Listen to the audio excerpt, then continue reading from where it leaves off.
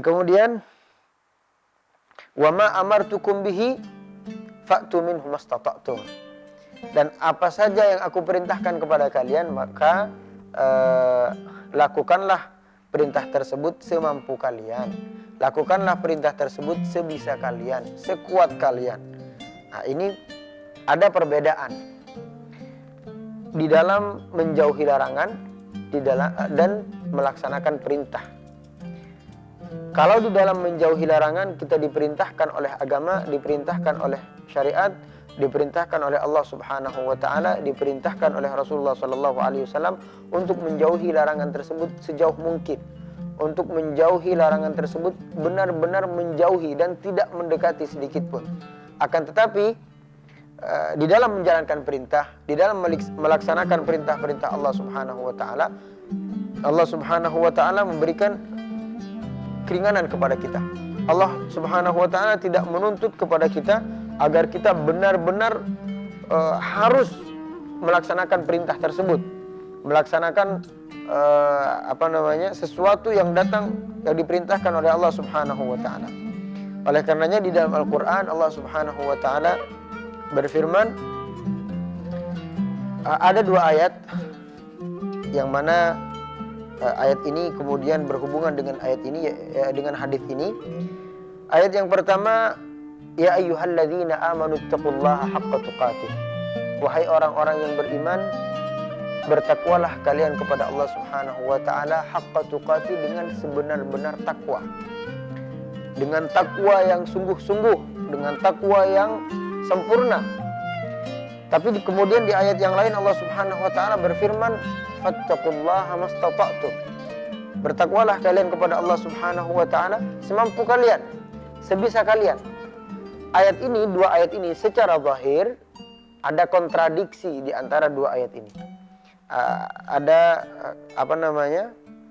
Saling berlawanan antara dua ayat ini.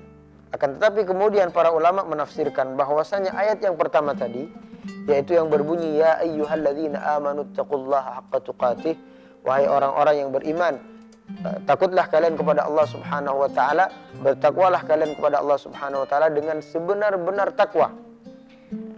Ulama menafsirkan bahwasanya ayat ini turun ataupun bertujuan di dalam larangan, yaitu sebagai seorang yang beriman, sebagai seorang mukmin, sebagai orang muslim, kita dituntut untuk benar-benar menjauhi larangan, untuk benar-benar bertakwa kepada Allah Subhanahu wa taala di dalam urusan larangan, di dalam urusan hal-hal yang dilarang oleh Allah Subhanahu wa taala, yang dicegah oleh Allah Subhanahu wa taala, yang diharamkan oleh Allah Subhanahu wa taala dan oleh syariat ini.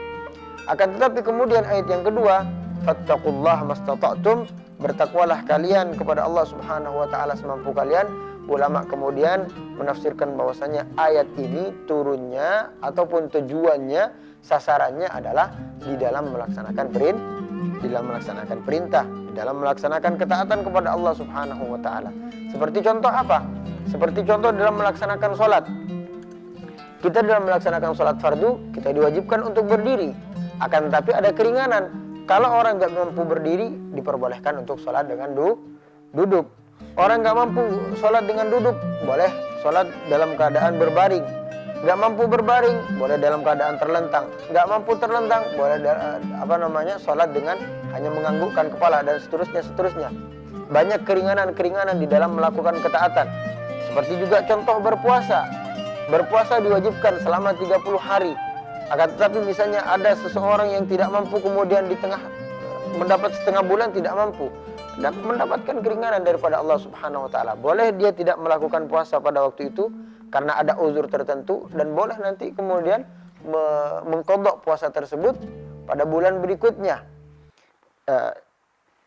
Ini adalah sebuah gambaran bahwasanya di dalam melakukan ketaatan kita tidak dituntut oleh agama untuk benar-benar melakukan ketaatan tersebut sebagaimana perintahnya.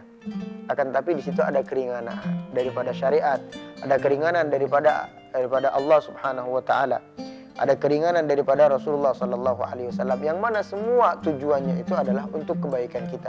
Tujuannya adalah untuk kemaslahatan kehidupan kita di dunia dan di akhirat. Akan tetapi dalam urusan larangan, dalam urusan maksiat, dalam urusan dosa, dalam urusan muharramat, munkarat, manhiyat, sesuatu yang dilarang oleh Allah Subhanahu wa taala, kita dituntut oleh Allah Subhanahu wa taala agar jangan sekali-kali kita mendekati perbuatan tersebut, agar jangan sekali-kali kita melakukan sesuatu yang diharamkan oleh Allah Subhanahu wa taala.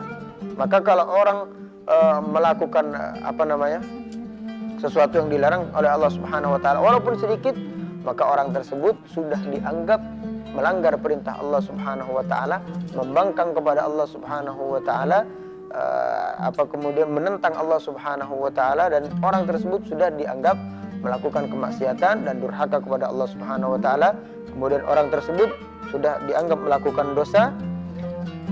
Akan tetapi semua dosa yang dilakukan bisa kemudian diampuni oleh Allah Subhanahu wa taala dengan cara bertaubat.